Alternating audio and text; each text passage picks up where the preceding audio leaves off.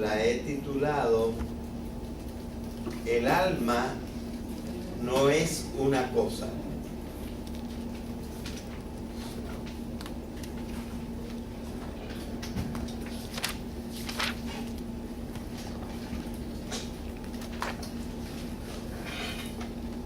Y si el alma no es una cosa, ¿qué es?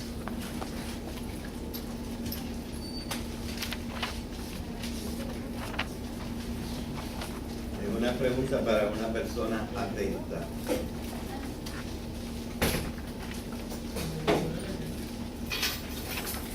Repito la pregunta porque están llegando algunas personas. Si el alma no es una cosa, ¿qué es? Por ahí casi oí, pero no sé, no estoy seguro. La función de una cosa. Muy bien. No es solamente una función, sino que es una función de una cosa.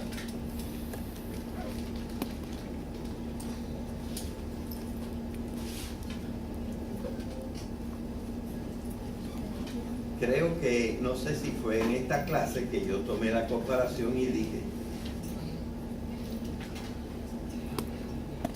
¿qué es un automóvil? ¿Qué es un carro?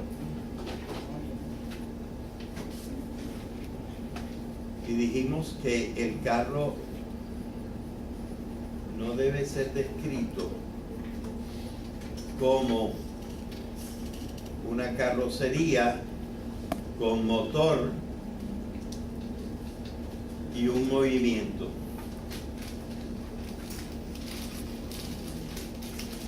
El carro es nada más la carrocería y el motor. La cosa que llamamos carro es la carrocería y el motor.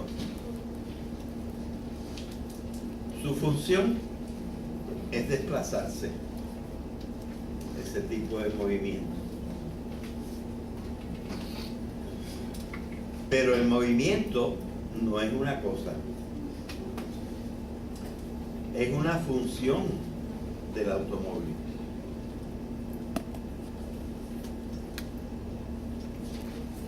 Así que, claro, es muy importante y es muy precisa y específica, aunque hay otros vehículos que no llamamos carros.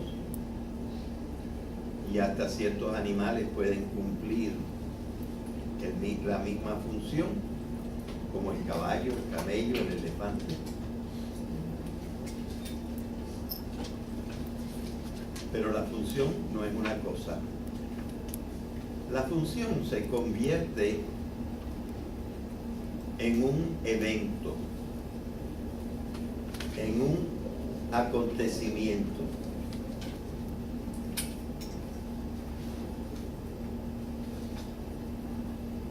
Y así deberíamos nosotros pensar del alma. Por lo menos cuando nos limitamos a la ciencia. Porque la ciencia no estudia lo que pueda pasar después de la muerte. Porque no tiene manera de controlar lo que pasa después de la muerte.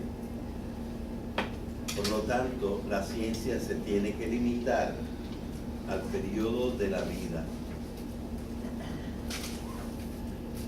Pero yo creo que sería una buena cosa decir que el alma, que también hasta cierto punto, un poco limitadamente, podemos llamar la conciencia, es decir, el darse cuenta, pues ese darse cuenta es un acontecimiento. Y a propósito, ese acontecimiento nos parece hasta ahora que de vez en cuando se detiene. Por ejemplo, durante el sueño, no durante todo el sueño. Yo tengo un libro sobre el sueño,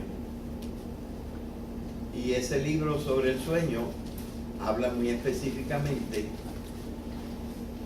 de unos periodos que ocurren en el sueño.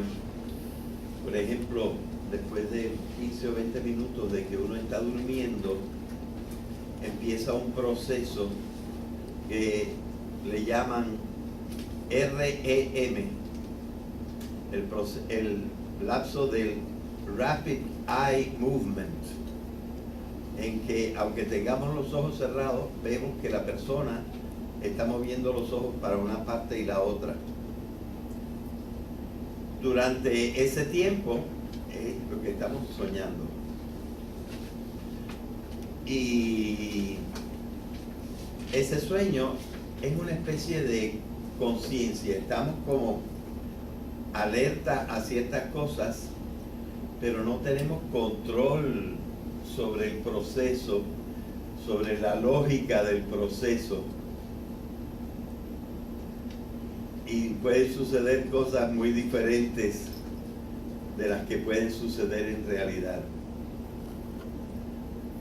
Pero hay otros periodos del sueño en que estamos realmente mucho más fuera de nuestra conciencia. Así que incluso este evento a veces es un poquito intermitente. Sin embargo, no hemos perdido nada de nuestro ser. Simplemente una de las funciones de nuestro ser está detenida por ciertos momentos. Y después, cuando nos despertamos o cuando vuelve el Rapid Eye Movement, volvemos a participar un poquito de esto. Bueno.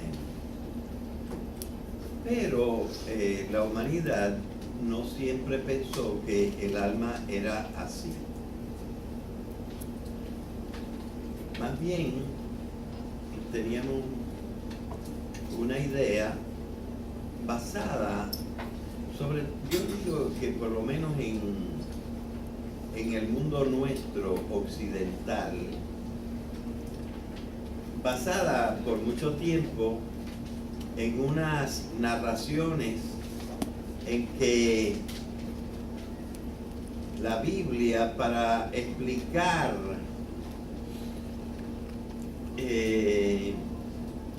cómo es el hombre, usó unas narraciones, y en las narraciones usó unas comparaciones. El nombre de esas comparaciones en literatura se llama metáfora. Las metáforas, para explicar, no toman propiamente el contenido de lo que queremos explicar, sino primero nos señalan otra cosa más sencilla, más visual, y con esta cosa más visual trata de explicarnos una cosa que a lo mejor es más compleja. Y así, por ejemplo, en la narración bíblica, pues la comparación es ¿cómo apareció el hombre? Pues la narración dice que Dios, una figura que no conocemos bien, formó una figurita con el barro. Incluso le hizo las narices huecas y todo. Y luego le sopló por las narices y el muñequito se animó. Naturalmente que de esa narración nosotros podemos sacar alguna verdad. La verdad que podemos sacar es, o la idea principal que podemos sacar es, oye, parece que una cosa que no hizo por las demás partes de la creación, le interesó tanto el hombre que se ocupó especialmente de él, incluso porque una partecita de la narración dice, lo vamos a hacer a nuestra imagen y semejanza, que probablemente quiere decir que será capaz de conocer y de amar, porque la semejanza con Dios, ya que nuestra idea de Dios poco a poco, nosotros sabemos, en la idea del Dios como ahora nosotros lo pensamos, es espiritual, no tiene cuerpo, y entre paréntesis no tiene manos, ni tiene boca. Por lo tanto, la comparación se ve que es limitada, que es una comparación en que trata de decirnos algunos principios, pero en la mentalidad un poquito primitiva de los hombres hace 2000 años, 2300, 2600, 2800 años, que es la edad que pueden tener esos textos, pues la mentalidad no estaba muy clara sobre la biología, y simplemente lo que se hizo fue una comparación. Ahora, pues los hombres de la época evidentemente no, alguna idea se formaron y para eso se escribió eso, pero no lo debemos tomar como que sucedió, como dice allí al pie de la letra. Y evidentemente las personas que tienen un poquito de conocimiento hoy en día, pues no lo toman. O sea que de la misma idea que ahora nosotros tenemos de Dios, nosotros podemos sacar la conclusión de que aquello no debe haber sido exactamente así, sino de que aquello constituía una comparación. Dicho con una palabra más precisa, una metáfora. Dicho con una palabra todavía más precisa, una metáfora de un tipo de pensamiento que nosotros hemos estudiado, que se llama el mito, que era una forma de narrar y de explicar en la antigüedad. Así que nosotros poco a poco nos hemos despegado de eso, y déjenme decirles que gracias a la terminología filosófica que inventó Aristóteles, en la cual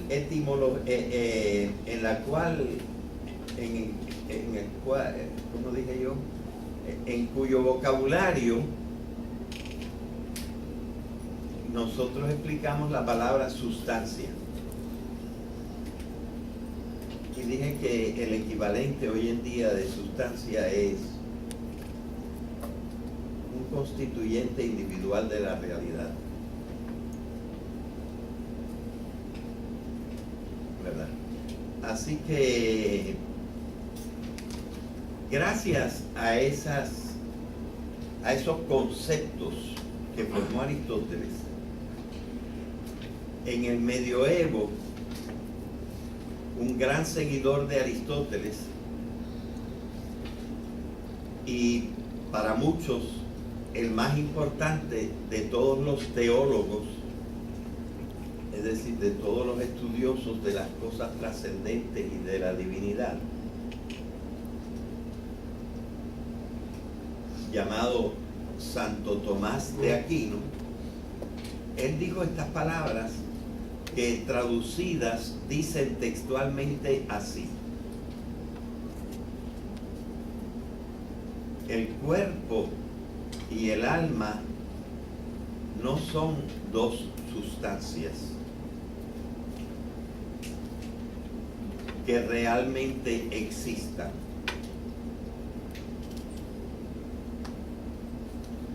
Sino que de las dos se forma una sustancia que realmente existe.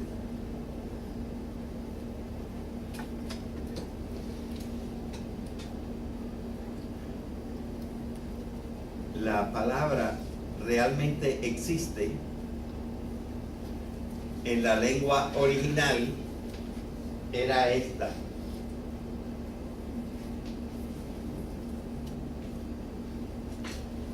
Actu, que es una forma de acto.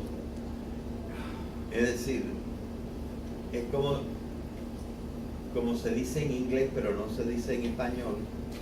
Actually exists. Así, por ejemplo, dicho en inglés, eso diría así: the body and the soul are not two substances, but from them both it becomes actually one substance. Man. En efecto se usa la palabra fit, que quiere decir become, palabra que tampoco existe en español. O sea, que esta idea de que el cuerpo y el alma forman una unidad y que no son dos cosas, ya estaba textualmente presente en el siglo XIII. No es un descubrimiento reciente.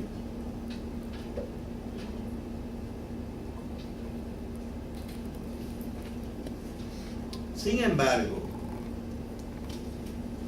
después del siglo XVI, ahí estábamos en el siglo XIII, después del siglo XVI, hubo grandes transformaciones en el pensamiento.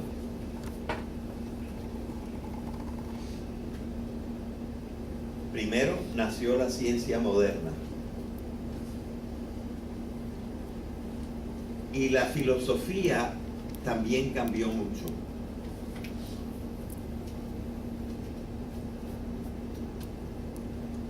De la misma manera que en la antigüedad hubo unos filósofos extraordinarios que consideramos mayores que todos los demás,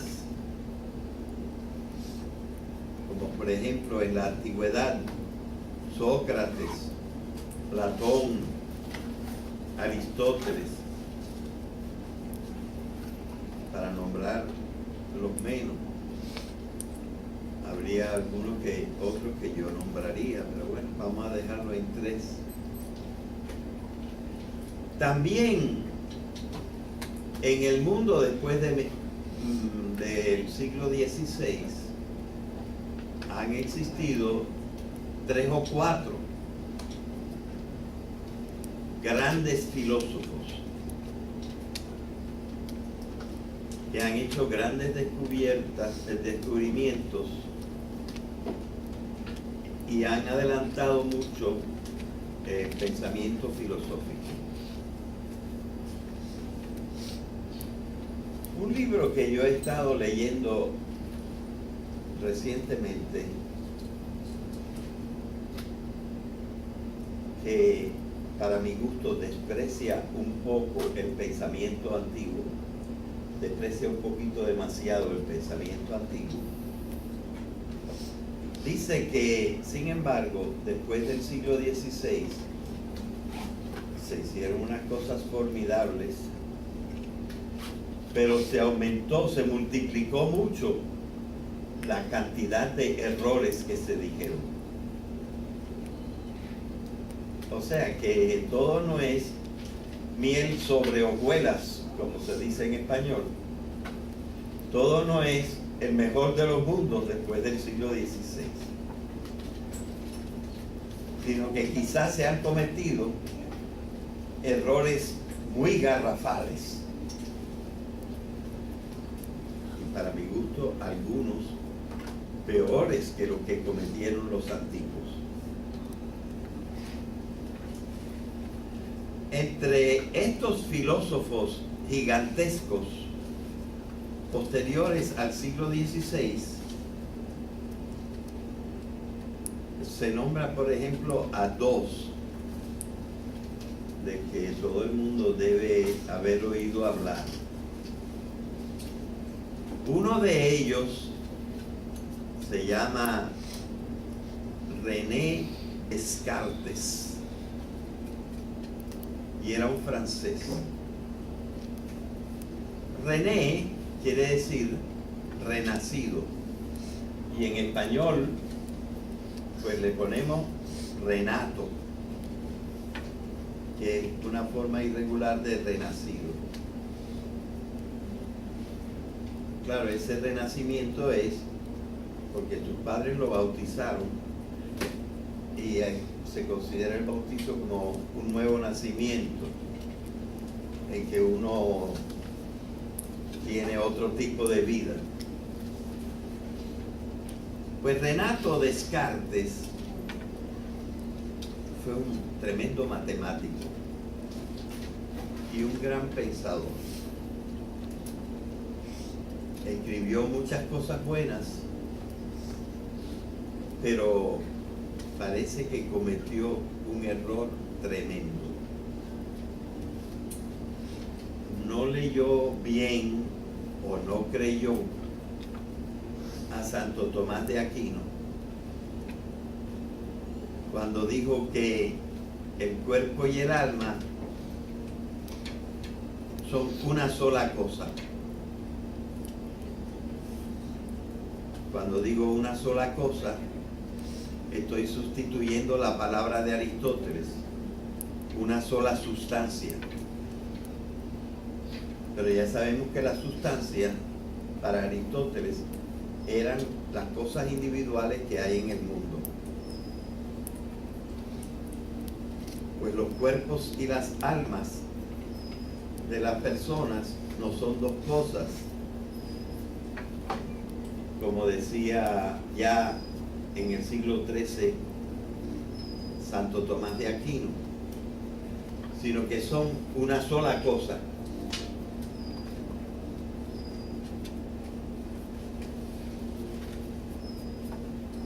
Pero en uno de sus libros,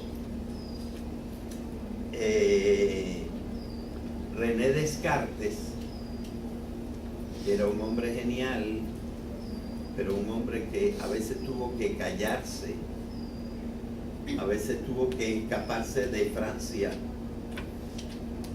porque decía cosas que la gente o el rey u otras personas, quizá la iglesia, no admitía, y para eso se fue a otros países y desgraciadamente en uno de esos viajes se murió por el frío que había en Suecia.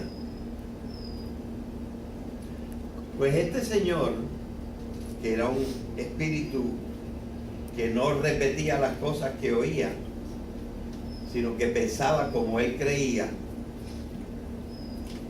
en uno de sus libros nos dice que el hombre está compuesto de dos cosas.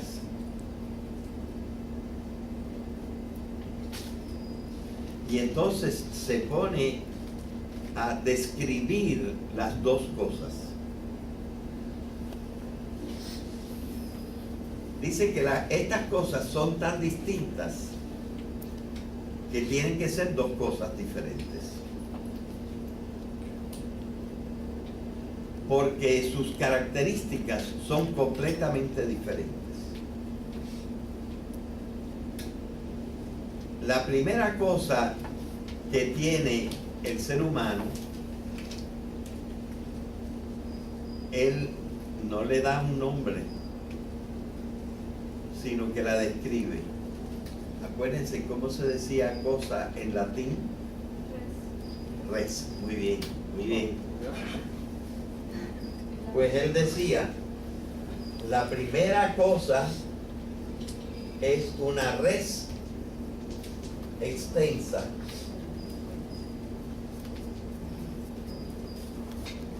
Es decir, una cosa que tiene extensión, largo, ancho y profundidad. Y evidentemente ese es el cuerpo, que tiene dimensiones espaciales. Hubiera podido también decir una cosa en el tiempo, pero bueno, como esto no lo distinguía mucho de la otra, no habló de eso. Y dice, y la segunda cosa, pues la segunda cosa no tiene dimensiones, no ocupa espacio. Pero vamos a no definirlo por lo negativo, no ocupa espacio. Vamos a buscar algo positivo que decir de esa cosa.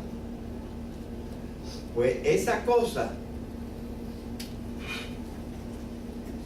porque él la consideró también una cosa, esa cosa piensa.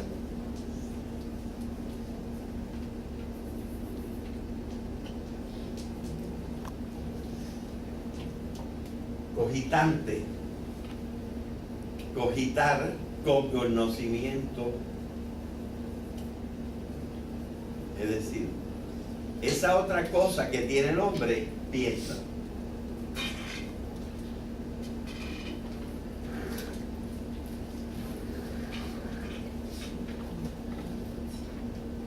Eso es lo que pensó Descartes. Pero fíjense que es contrario a lo que ya se había pensado desde el siglo XIII. Se había descubierto sacando conclusiones de lo que había enseñado Aristóteles.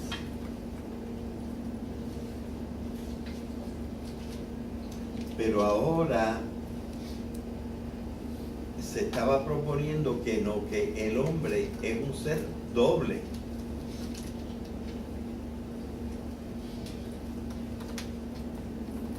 Y volvió entonces a ser popular en el pensamiento de la gente otra concepción del mundo.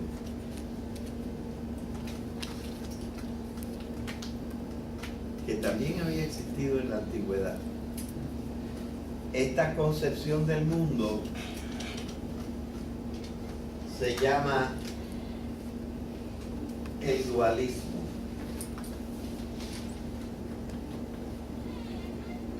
Es decir, que en vez de haber una cosa en la realidad, hay dos cosas en la realidad.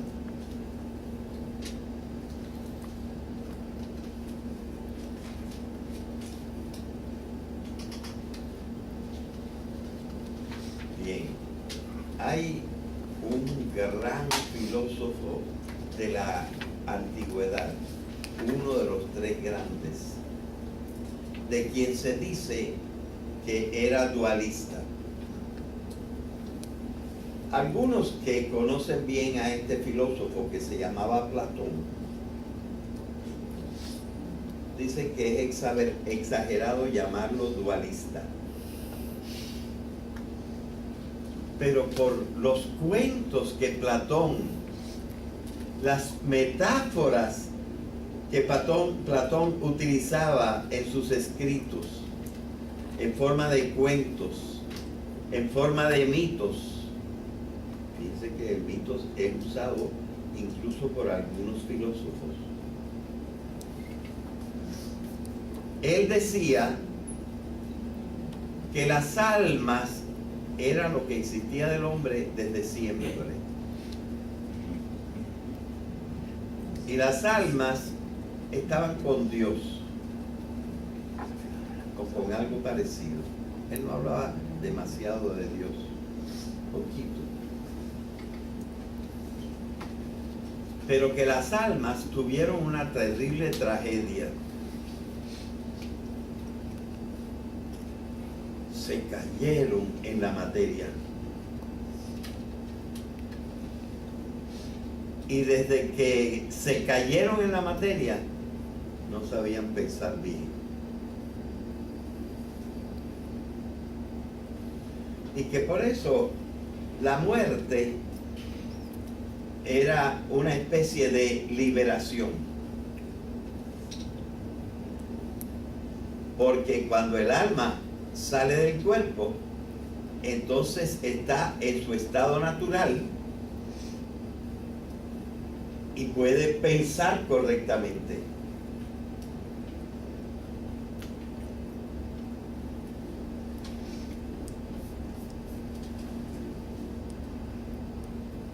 Lo que dicen que Platón no es dualista es que dicen que, bueno, Platón sabía muy bien que eso era una manera de hablar. Igual que en la Biblia también hay una manera de hablar, pues en él era una manera de hablar. Pero que él no creía las cosas como las decía, sino más o menos lo decía para que la gente se diera cuenta de la importancia de las ideas que estaban en el alma. Pero, por lo menos la mayor parte de los platónicos interpretaron a Platón como si el mundo fuera doble y existiera un mundo de las ideas y un mundo de la materia.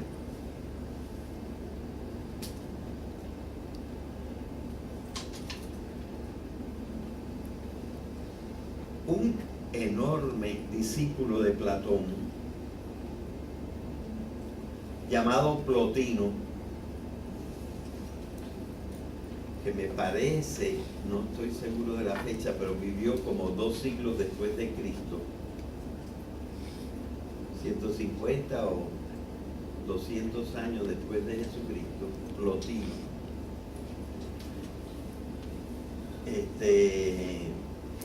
Sí fue bien dualista. Y pensaba que el mundo tenía estas dos partes.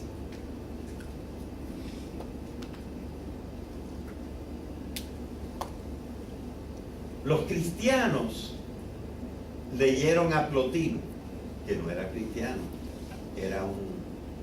no era ni siquiera verdaderamente griego, creo que era un griego que vivía bastante en territorio del Imperio Romano.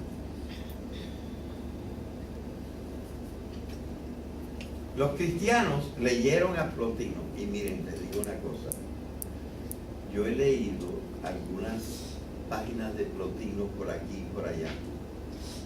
Es maravilloso, es un gran escritor, dice las cosas bellas. Uno de los que leyó a Plotino y que vivió entre el siglo III y el siglo IV,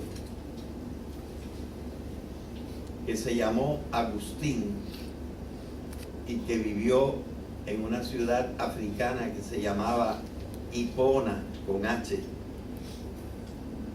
y que después la iglesia lo consideró un santo, San Agustín. Al leer a Plotino, como que se enamoró de esa filosofía. Y las ideas de Cristo que habían sido generadas dentro de la cultura hebrea fueron, entre comillas, traducidas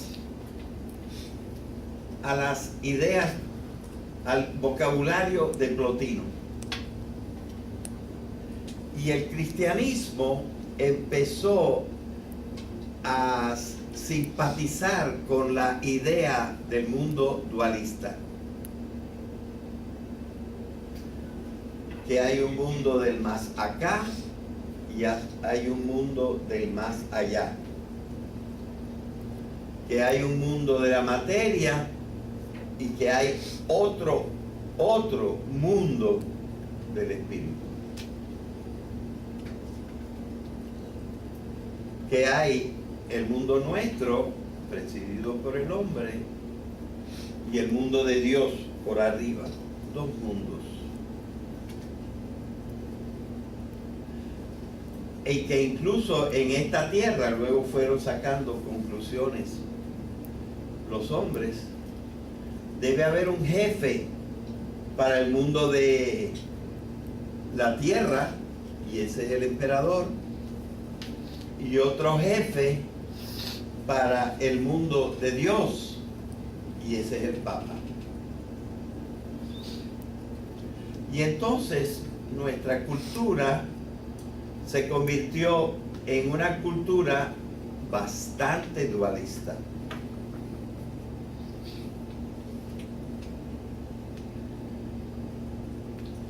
Pues en cierta manera lo que hizo Descartes fue unirse a esta perspectiva dualista de la realidad. Y entonces, desde entonces, en el mundo de Occidente, luchan un poco el monismo, que quiere decir que todo es uno, y el dualismo, que quiere decir que hay básicamente dos realidades.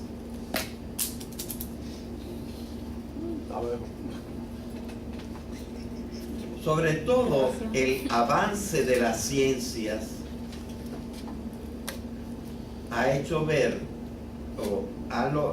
el efecto del avance de las ciencias es que mucha más gente hoy en día está pensando que el mundo es uno. Y los otros se han quedado, yo diría, un poquito rezagados, porque han tomado la metáfora como una realidad.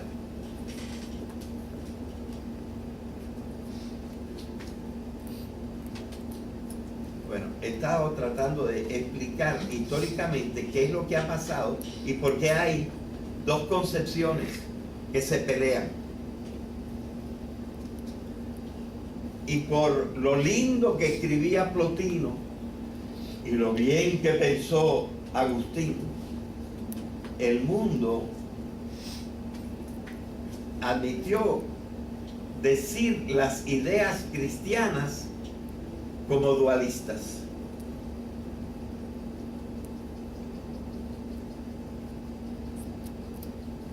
Esto, en cierta manera, yo lo explico un poco en un artículo que está en la revista Ceiba, que es la revista de esta universidad.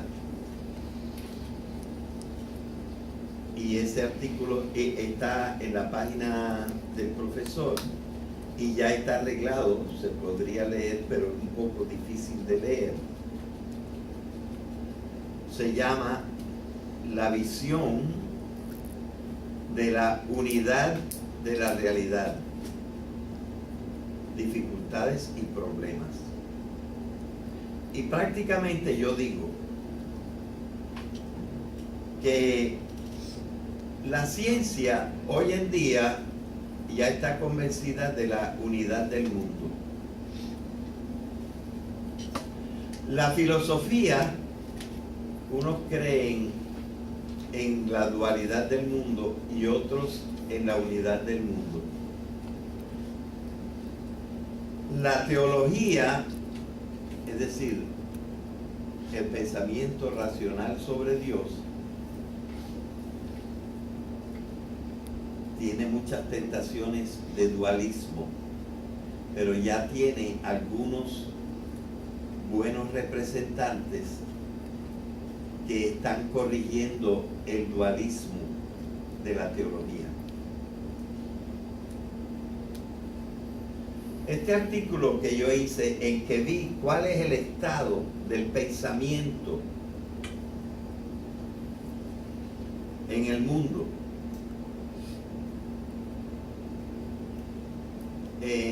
tiene una continuación. Por ejemplo, en otro artículo que yo escribí en la revista Ceiba y que creo que está también y corregido en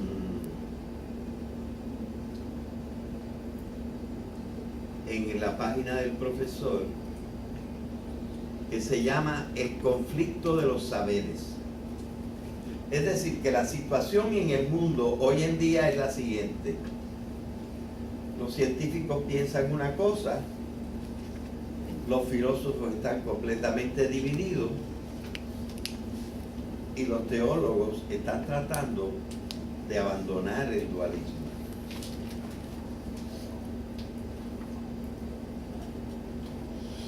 Y entonces,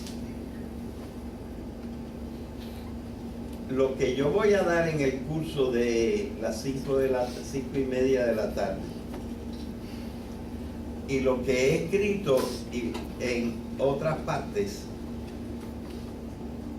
lo que está tratando es de explicar todo este guirigay, diciendo, y esto se debe a que el hombre no tiene una forma de pensamiento, sino tiene 3 formas de pensamiento. Y entonces tengo que explicar cuáles son las formas de pensamiento. Ustedes se están moviendo, ya es la hora. Pues casi no he llegado, no he dicho nada de lo que dije en los otros cursos. Empecé por otra parte y me fui por ahí. Pero espero que hayan comprendido la situación del pensamiento en el mundo hoy. Esto se complica porque yo estoy hablando mayormente del mundo occidental. Y los chinos, y los budistas, y los africanos, y ciertos indios mesoamericanos o suramericanos piensan de otra forma. Es decir, que donde vemos un poquito de unidad es en la ciencia.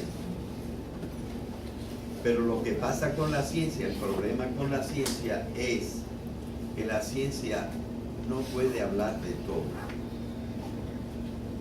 Nada más puede hablar de lo comprobable. Bien, entonces este es el mundo en que estamos. Y ustedes están siendo enseñados en este mundo, pero evidentemente les están privilegiando, y en cierta manera esto no es malo, les están privilegiando la concepción monista del mundo, pero no demasiado. Y entonces la religión en parte se ha convertido en alguien que está diciéndonos algo diferente. Y eso no le conviene a la religión. La religión tiene que cambiar rápido. Y puede cambiar.